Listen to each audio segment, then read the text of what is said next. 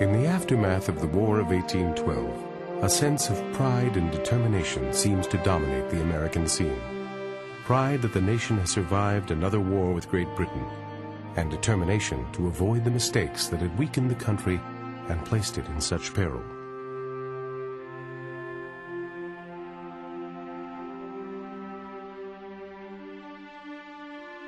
And this new generation of national Republicans then vowed never again.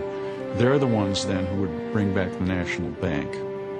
That is, Republicans who are reestablishing a Hamiltonian institution, because they see that the survival of Jefferson's union, a union of free Republican states, is impossible in a dangerous world without some institutions of federal authority that can effectively manage a war effort.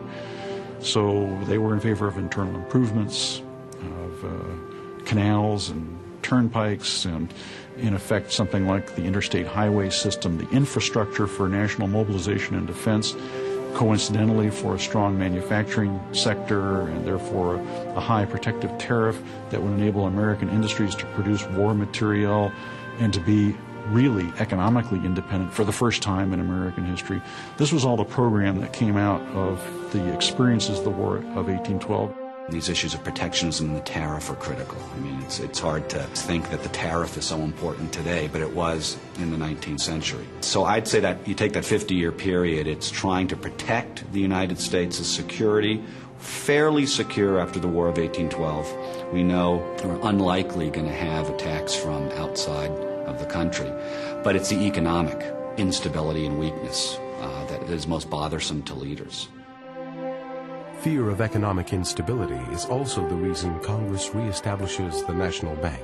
The Bank of the United States had been chartered with the idea that it would be sort of like the Bank of England and would exercise some kind of control over the national currency and would discipline some of the smaller state banks that were sometimes inclined to act irresponsibly, and could serve as an instrument of government policy by lending the government money whenever it needed it, holding the government's money while it wasn't being spent, transferring government money from point A to point B when you collect it at a port in New York as a tariff and then you have to spend it to pay soldiers to fight the Indians over here or something of that nature.